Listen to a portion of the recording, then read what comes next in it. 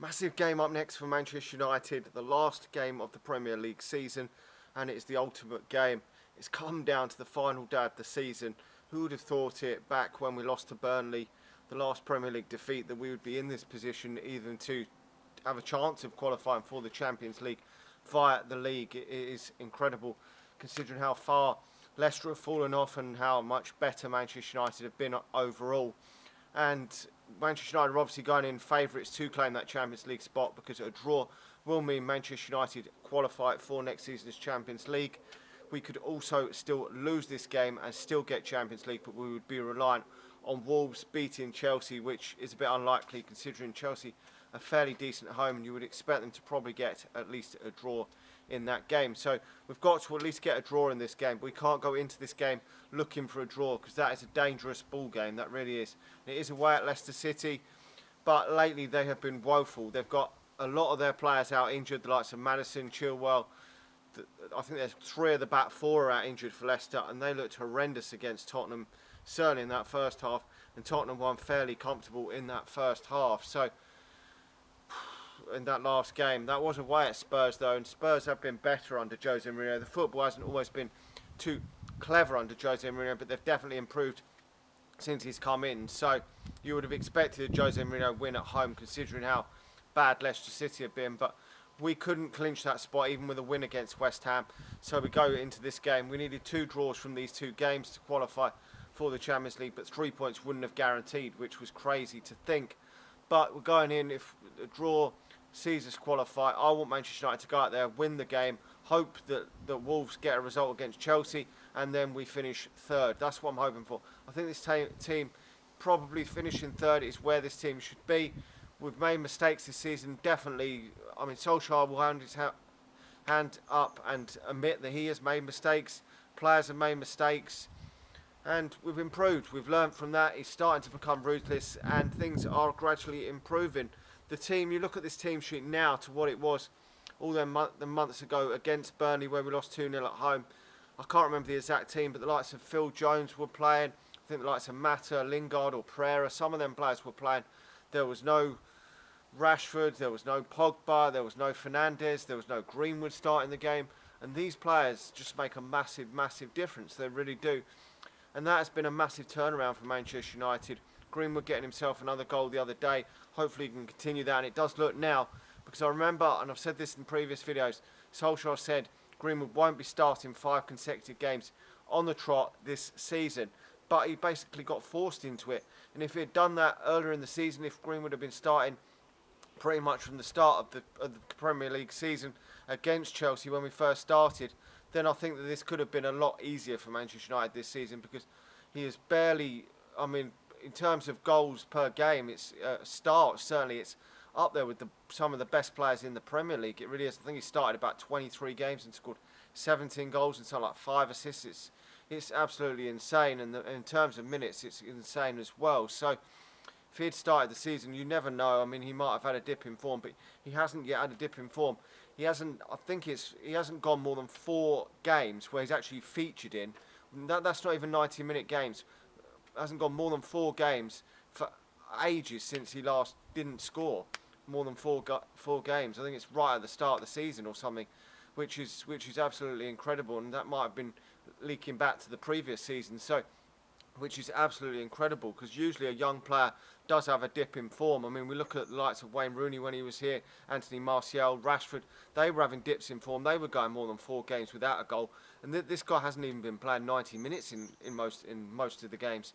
Even recently against Crystal Palace, got taken off the pitch after about 60, 70 minutes. Hasn't even been playing 90 minutes in every game, and that is extraordinary. That really is. And the finishing from the guy, like that finish against West Ham, just quickly took that shot and bang, it was in the back of the net.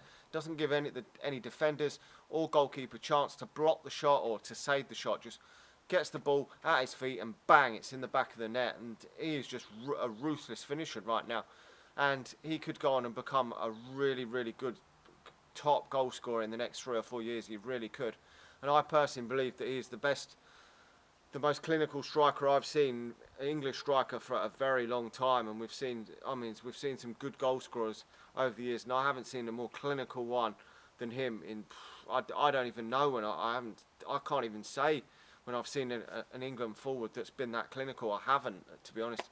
Whether he goes on to hit the heights of even the likes of Harry Kane, Wayne Rooney, Michael Owens, etc., Alan Shearer's and Gary Lineker's, etc., it does remain to be seen, but he's well on the path for it. He will start again. What sort of team are we actually going to start with in this game will be interesting to see from Ole Gunnar Solskjaer. He may ring a couple of changes, but to be honest, it seems to me as though he doesn't trust some of the backup players anymore, because against West Ham, though, you look, it was like the 85th minute when we brought Odion Igalo on for Marcus Rashford, and that was, to be honest, the only change that we could really bring in Igalo, and was the only change that we could actually make, whoever it was for to bring on, whether it was for Rashford or someone else. But that was really the only change that Manchester United can make to try and win the game from the substitutes bench. I just don't think the backup men are nowhere near the level they should be, and he doesn't trust that, and he's starting to get ruthless now. He was fairly ruthless at the start of his managerial career, but now he's getting even more ruthless. I mean, he certainly soon got rid of Darmian, soon got rid of Fellaini, Sanchez, Lukaku, all them quickly went out the door. But then at the start of the season, he wasn't ruthless. The likes of Lingard, Pereira, Mata kept playing games. Even Dan James kept playing games when they weren't good enough at times. All right, Dan James, no disrespect, he started off his Manchester United career well and he was bought in, but he tailed off and he was still kept getting game time. But now he's being ruthless. These players aren't getting game time and they don't deserve to get game time. But the squad is looking a bit jaded. I mean, Pogba and Rashford have played quite a lot of game time since they've been back from injury, and it is probably showing. I mean, tiredness might not be the reason. We might have just been shit the last couple of games.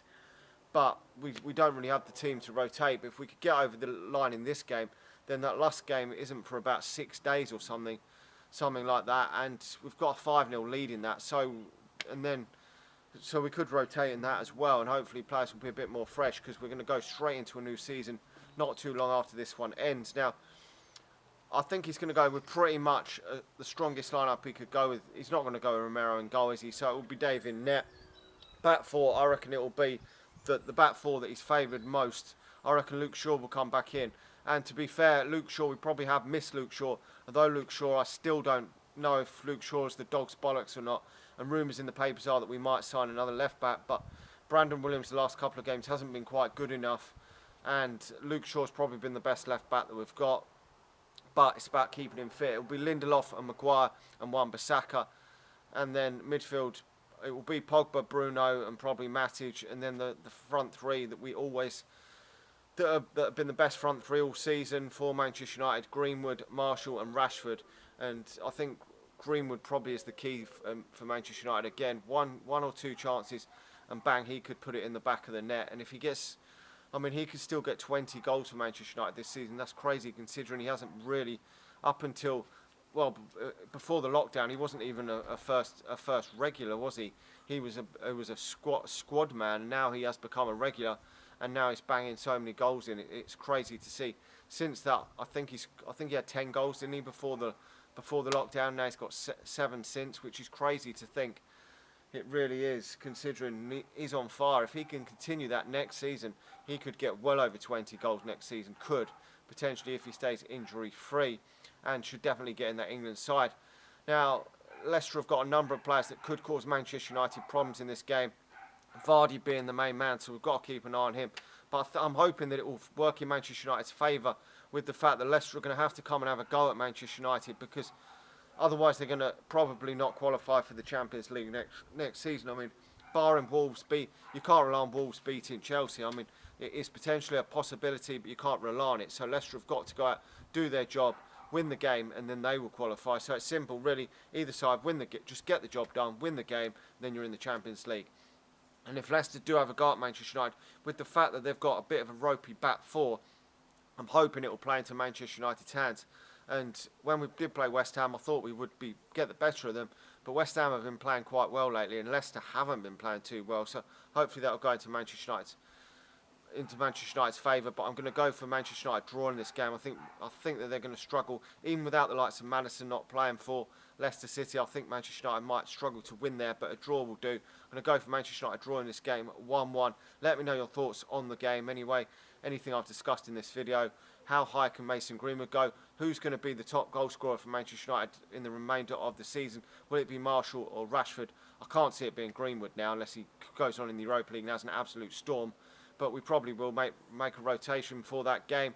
But anyway, let me know your thoughts. If you're watching this on Facebook, please do head over to All Things Man United on YouTube and subscribe there. If you're watching it on Facebook, please do share it. And also on Facebook, if you're watching it, do hit the like button. And I'll talk to you all again soon. See ya.